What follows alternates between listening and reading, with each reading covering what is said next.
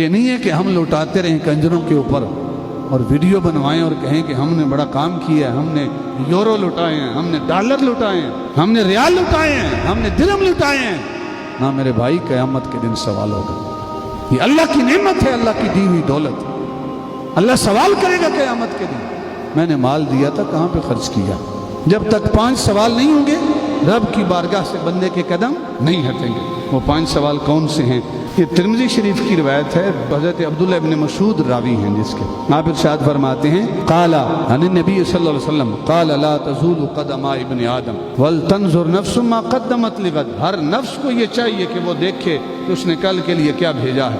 محبوب خدا ارشاد فرماتے ہیں، قیامت کے دن ابن آدم کے قدم رب کی بارگاہ سے، عند ربہ، رب کی بارگاہ سے نہیں ہٹیں گے، حتی یسأل عن 5، جب تک کہ اللہ کی بارگاہ سے اسے 5 سوال نہیں کیے جائیں گے۔ جب تک 5 سوال نہیں ہوں گے، رب کی بارگاہ سے بندے کے قدم نہیں ہٹیں گے۔ وہ 5 سوال کون سے ہیں؟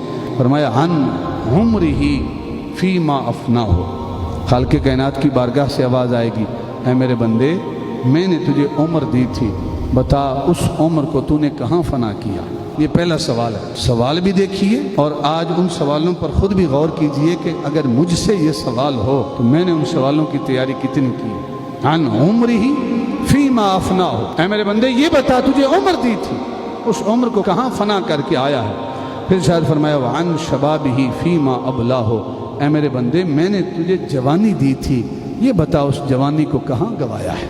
جوانی میرے نام صرف کی تھی، میرے حضور سجدہ ریز ہوتا رہا، یا یہ کہتا رہا کہ ابھی کون سی عمر ہے داڑھی رکھنے والی، ابھی تو شادی بھی باقی ہے، بوڑھے ہوں گے تو پھر داڑھیاں رکھیں گے اور پھر مسجد ہوگی اور ہمارا کام ہوگا۔ نادان انسان، تجھے نہیں پتا کتنے دولہے ہیں جو بارات لے کے جاتے ہیں کہ میں دلہن کو بیاہ کے لاؤں گا، لیکن وہ بارات کی شہنائیاں جو ہیں وہ ماتم میں بدل جاتی ہیں اور دولہا میت کی شکل اختیار کر کے قبرستان جا رہا ہوتا ہے۔ کتنے دولہے ہیں جو میت کی شکل اختیار کرتے ہیں، اور تو اس امید پہ ہے کہ ابھی بڑی عمر پڑی ہے، کس کو اعتبار ہے ایک ایک سانس کا؟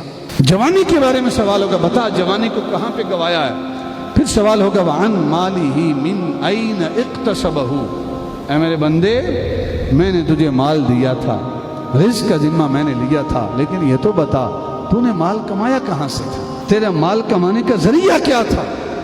تو یہ کہتا تھا کہ مولویوں کی باتیں چھوڑو، ہم بھی محنت کرتے ہیں، خون پسینہ بہاتے ہیں، تو اپنی طرف سے جائز ہونے کے فتوے اپنی طرف سے گھڑ دیں گے، حالانکہ حقیقت یہ ہے کہ آپ کا دل بھی جانتا ہے کہ آپ کی روزی حلال ہے یا نہیں ہے۔ ایک مزدور جو ہے 8 گھنٹے جس کی ڈیوٹی ہے، اگر وہ صحیح معنوں میں مزدوری نہیں کرتا، اپنا رزق حلال نہیں کرتا، تو اپنے بیوی بچوں کے پیٹ میں وہ حلال کا لقمہ نہیں ڈال رہا، وہ جہنم کا ایندھن ڈال رہا۔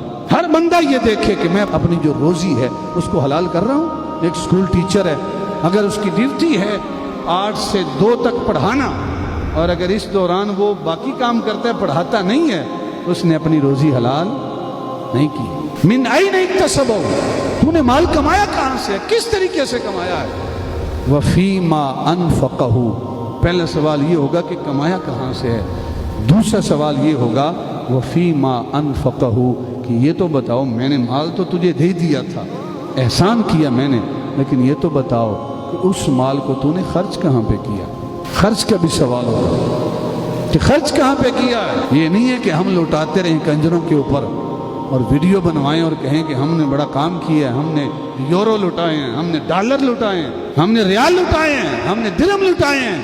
نہ میرے بھائی، قیامت کے دن سوال ہوگا۔ یہ اللہ کی نعمت ہے، اللہ کی دی ہوئی دولت۔ اللہ سوال کرے گا قیامت کے دن، میں نے مال دیا تھا، کہاں پہ خرچ کیا؟ اور اگر اللہ نے مال دیا ہے اور اپنے راستے میں خرچ کرنے کی توفیق بھی دی ہے تو سمجھیں آپ کا مال پاکیزہ ہے، حلال ہے۔